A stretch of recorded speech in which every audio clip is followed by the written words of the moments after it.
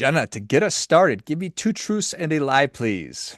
Sure, it's great to be here today. So my 3 points are I danced with a Congolese dance troupe in Congo. Hmm. Archbishop Desmond Tutu gave me a high five, and I went skydiving in Costa Rica. Okay. Excellent. Skydiving in Costa Rica. Hmm. Congolese. Hmm. You certainly seem like very intelligent, reasoned person who understands risk. So I don't think that you jumped out of an airplane. That's very good. It's true. I didn't. Yeah, good job. How funny. Tell me about the high Yeah, it's five. great. Yeah, it was pretty cool. I was 14 years old. It was in London, and I was addressing a group at Westminster Abbey based on my faith as a Baha'i. And there was a Archbishop Desmond Tutu had come with a choir from South Africa, and before we both went up on stage, he said to me, "Are you nervous?" And I said, "No, are you?" And he gave me a high five. So it was pretty cool. I saw him 10 years later, and I reminded him of our encounter, and he's like, "Okay, now I'll give you a high five and a hug." So I've actually had two high fives from Archbishop Desmond Tutu, so it's pretty That is cool. awesome. Yeah, And your experience with the dance troupe. yeah, that was pretty cool. I was also pretty young. I was about 13, and we spent some time in Congo as part of a program called Transformation for Peace, and it was a pretty powerful experience. And at the end of the program, we did a dance performance, and I thought it went very well. And I asked my friend's dad, what he thought, and he put his hand on my shoulder and he's like, "Put it this way, keep your day job." So Wow. it was a Jeez. it was a fun experience, but probably not the no, wasn't at my best in terms of my dancing, but it was fun. And like, hey buddy, how about just a high five? Yeah, yeah, exactly, My exactly. goodness. You Yeah, you go do it, buddy. yeah, yeah, exactly, exactly. So, are you going to jump out of an airplane anytime soon? I'm not planning on it, but I'm always curious by people that do, but it's not on my list of things to do right now. Yeah, fair enough. Yeah. So, you had these two pretty profound experiences as a really young person. Is that Mm. just how your parents raised you? That's through the faith? Yeah, when I was exposed to some pretty incredible opportunities growing up, I also spent some time in India. I grew up in London and was just exposed to many different ways of thinking about and approaching life. And so really feel privileged that at an early age was exposed to so many different yeah, ways of being in the world. Because there are certainly a lot of them. So, Mm. well, excellent. Well, what is top of mind for you right now? I recently published a book called Enlightened Bottom Line that's all focused on exploring the intersection of spirituality and business and investing. And so that's been very top of mind as in engaging with people around some of the themes of the book. And I also run an investment firm called Lightpost Capital, where we very much see it as a living laboratory for the application of many of the principles that explore in the book, and also engage in some coaching and facilitation work around these same themes. So I think just so much of thinking about everything that's going on in the world and many of the challenges that exist, how are we actively cultivating a sense of hope and possibility, and what does that look like? What does that look like? I figured you might ask that. I think so one thing is in the book, and the book was based off a series of interviews with successful investors and business leaders, and there's a framework that I developed called the HEAL framework, which stands for hope, empathy, abundance, and legacy. And in really thinking about this hope piece, I am very drawn to a lot of what Brené Brown talks about in terms of microdosing hope, and what are the ways in our daily lives and practices that we can actively cultivate this sense of hope and possibility. And there's a concept in the Baha'i writings around the forces of disintegration and integration in the world. And I think so much of what we're seeing on a daily basis with the media and have you these forces of disintegration. And so how we orient towards these forces of integration and what are the practices that enable us to do that is something that I think about a lot. You know, words are so wonderful and we just kind of throw them around very casually, but to when you recognize that disintegration is actually it's the non-integration. Things are coming apart versus just disintegrate. Right. We don't really necessarily put those two things together. So I think that that's really cool. How does it show up in your work?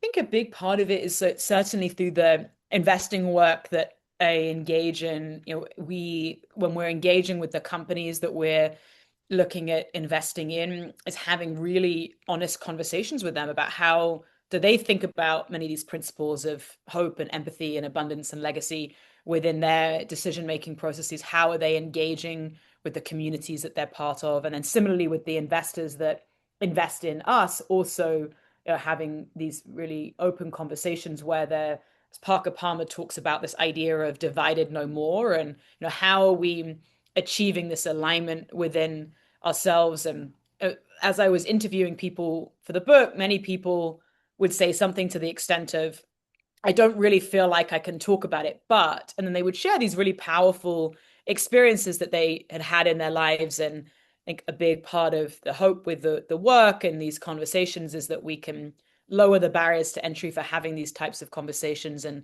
achieve more of that alignment and coherence. Thank you. Hope and abundance. Are those two things? Tell me more about what you mean when you're talking about hope.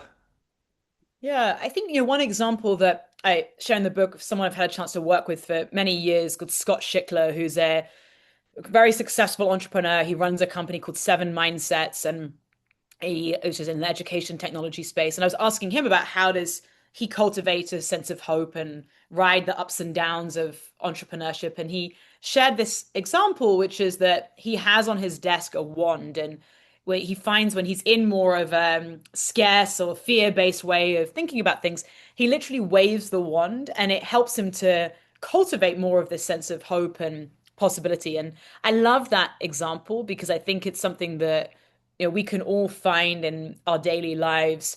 What are those practices for us, and what does that look like? And when I think about abundance, I think about it as very interconnected with the idea of enoughness. And there's a story that I often reflect on from my grandmother, Stella Maria Forte, who since passed away, and the book is dedicated to her and my mother.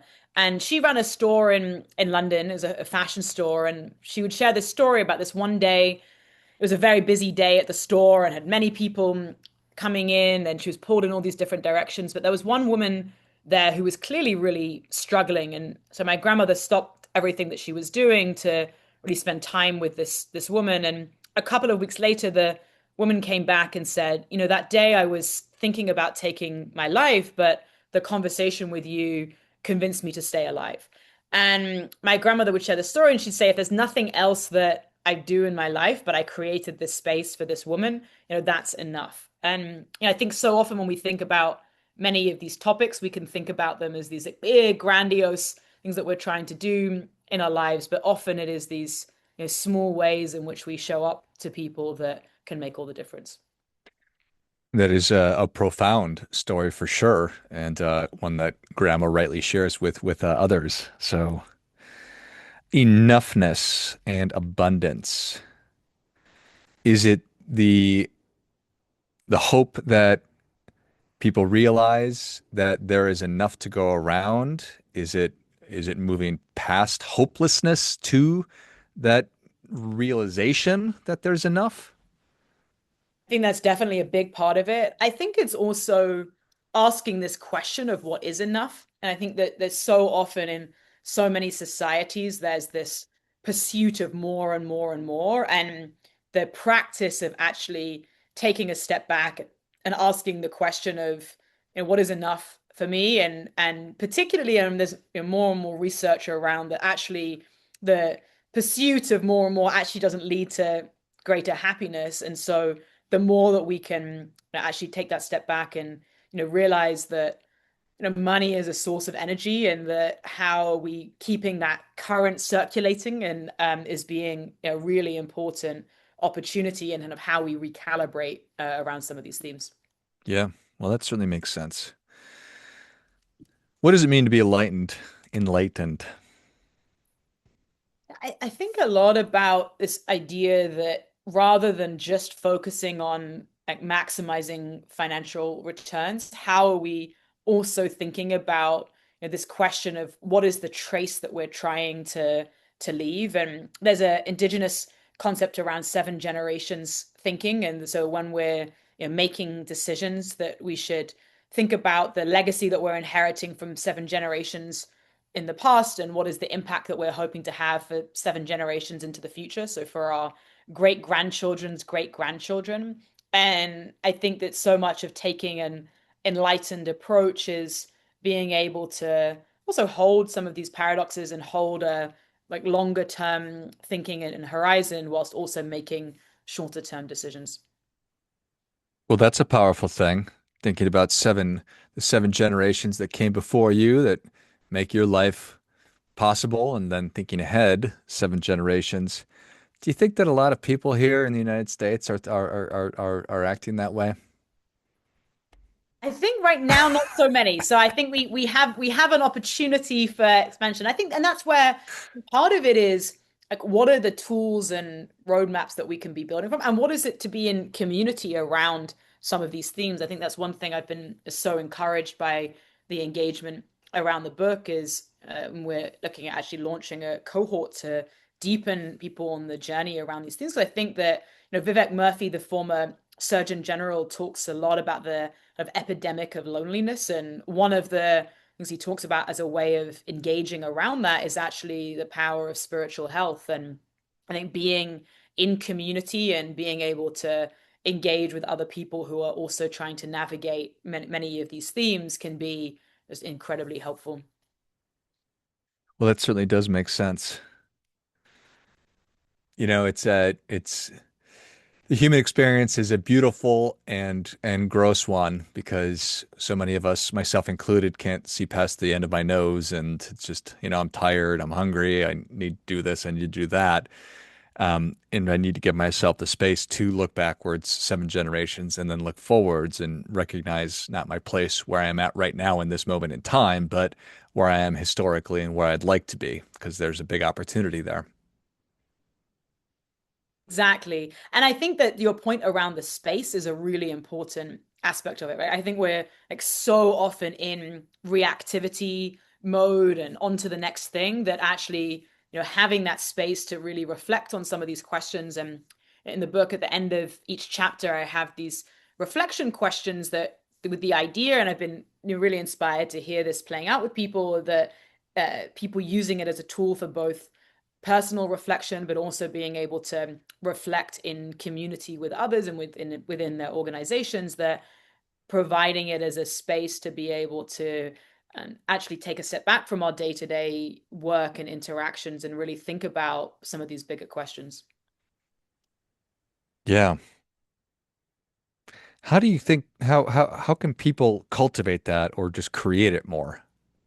Because it's probably not just going to happen. Yeah, I definitely think there is something around the intentionality and like and wanting it to happen, right? So to his point, I don't think it's is something that will naturally just take place. But I think in the same way, I often draw the analogy to like working out in a gym where or doing a daily exercise of kind of building in the muscle of doing these things and building a habit. There's a lot of research around the power of in building new habits that is starting within it, maybe just small daily practices. Like I have a post-it note on my fridge that literally says like, what is the trace that you're leaving today? So, what are those reminders on your phone or even having accountability buddies with friends that can help as mechanisms for lowering the barriers to entry so it doesn't have to be this big grandiose challenge, but actually, what are those baby steps that can be taken today? Yeah, which is what it's all about. I need to be able to take action. It can't be too complicated. It can't be too cumbersome. Just needs to be accessible. Yeah. Is your book written for individual investors? Is it written for companies? Is it written for everybody? It's very much written for everybody. And one of the things that I've been really inspired to see is that it's resonating at a broad range of different perspectives and backgrounds. So a lot of my field of work has been in this area around social responsible investing and investing in companies in climate and healthcare and education. The story I love around this, my aunt was reading the book at her hairdresser's, and she started talking to her hairdresser about the book, and the hairdresser was like, that's exactly what we try to do here, is integrate purpose into all that we're doing. And so she bought a copy for all of her colleagues, and so I think this can really apply to people who are thinking about these topics from a broad range of different perspectives and backgrounds. And so much of it is how are we aligning these elements within our lives. Yeah, it's really interesting the consequences of everything that we do. We don't necessarily recognize in the immediate, but if I make all my purchases through Amazon, not to specifically call out a company, it's going to over time erode my local community and my local stores. And so I need to make good choices. Is the convenience worth having a lot of these small companies go out of business? And the same is true of where I bank, and every dollar that I'm allocating is in some way a vote for something.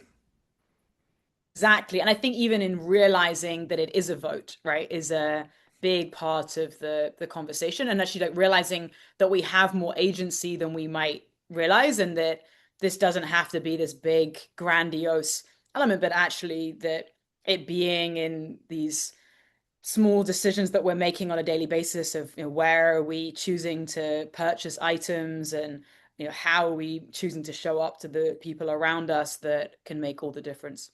Yeah. And anybody can. This is not reserved for affluent people. It's reserved for anybody who's making consumer decisions. Exactly, exactly.